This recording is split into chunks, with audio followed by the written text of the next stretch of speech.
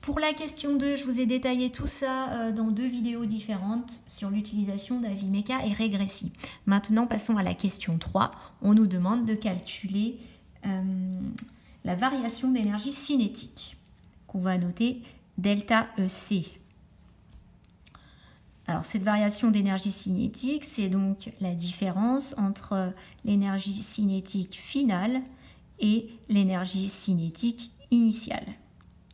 L'énergie cinétique finale, d'après notre tableau de mesure, elle valait 0,7663 et l'énergie cinétique initiale 0,02482. J'ai pris ces valeurs dans le tableau de mesure que vous avez sur le NT. Le résultat est d'environ 0,75 joules. Cela signifie que l'énergie cinétique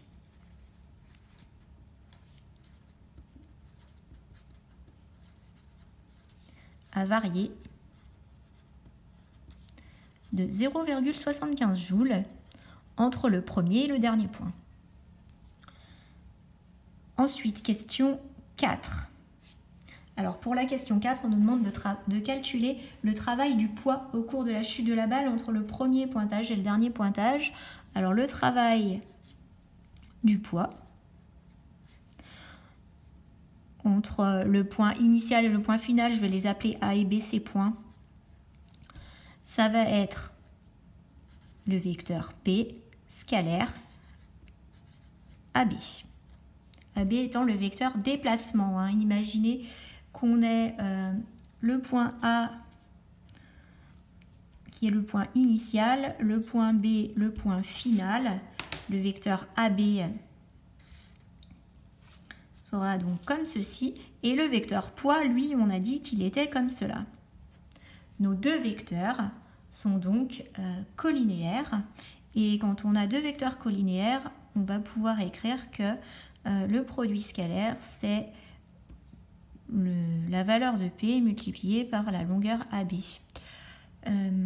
Sachant qu'en fait, normalement, on rajoute multiplié par cosinus alpha, mais là, on a un angle 0 entre AB et P.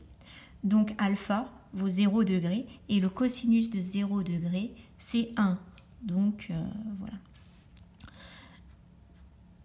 Donc, si je veux calculer ça, il va falloir que je remplace P par sa valeur. Donc, 0,49. Pour AB, il va falloir que je calcule la distance parcourue par la balle entre le premier et le dernier point. Donc, je vais devoir m'appuyer sur les mesures de Y dans le tableau. Alors, si on regarde au point le plus haut pour Y, on était à 1,74 m et au point le plus bas pour Y, on est à 0,079. Ce qui me fait environ 0,81 joules. Donc voilà le travail du poids est de 0,81 joules. On nous demande ensuite de comparer ces deux valeurs. Alors c'est vrai qu'elles ne sont pas exactement égales, mais qu'elles s'approchent quand même l'une de l'autre. Donc on va dire en question 5 que ces deux valeurs sont relativement proches. Donc le travail du poids, on trouve une valeur proche de la variation d'énergie cinétique, ce qui correspond au théorème de l'énergie cinétique dont on nous parlait. Puisque dans le théorème de l'énergie cinétique, ici, on nous disait bien que la variation d'énergie cinétique entre A et B correspondait à peu près au travail des forces qui s'exercent sur notre système. Ensuite, question 6, on nous demande d'imaginer qu'on lâche la même balle du 3e étage, environ 10 mètres de haut.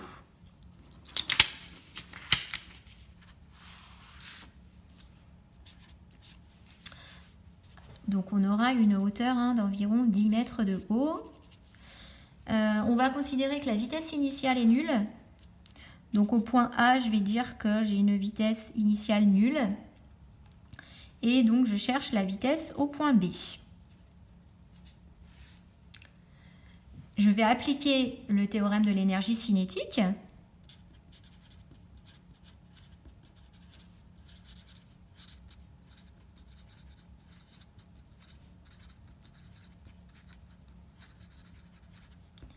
Qui va me dire que la variation d'énergie cinétique sera environ égale au travail du poids de toutes les forces qui s'exercent sur notre balle, mais comme tout à l'heure, il n'y a que le poids entre le point A et le point B. Donc il s'agit de la variation d'énergie cinétique, c'est l'énergie cinétique au point B, c'est-à-dire 1/2 de mvb au carré, moins l'énergie cinétique au point A, 1/2 de mva au carré, ce qui est environ égal à le travail du poids. On a vu qu'on pouvait, le calculer en faisant P fois AB. Alors, ici, je vais factoriser 1/2 de m vb carré moins va carré. Là, je factorise juste ces termes-là. Et ça va être environ égal. Alors, le poids, c'est m fois g. Et en fait, AB, eh bien, AB, c'est la hauteur. Donc, c'est h. Là,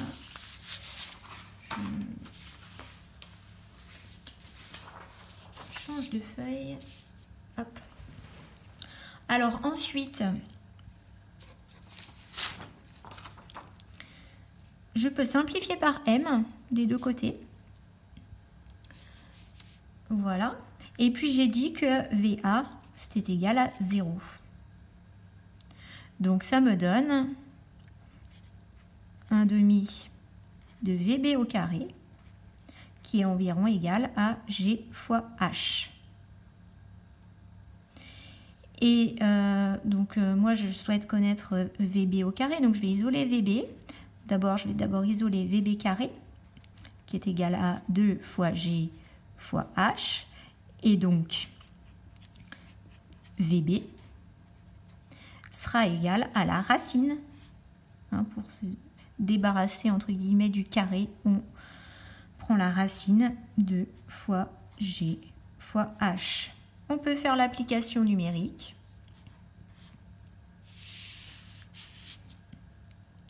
« 2 fois 9,81 fois une hauteur de 10 mètres. Et on trouve comme ça 14 mètres par seconde. Donc voilà notre vitesse en mètres par seconde. On nous demandait de la convertir en kilomètres par heure. Pour convertir en kilomètres par heure, on multiplie simplement par 3,6. Et on trouve environ 50 km par heure. Voilà ce qui paraît tout à fait possible comme vitesse. N'oubliez pas de réfléchir à la pertinence de votre résultat. Donc voilà, la balle atteindra le sol à 50 km par heure environ.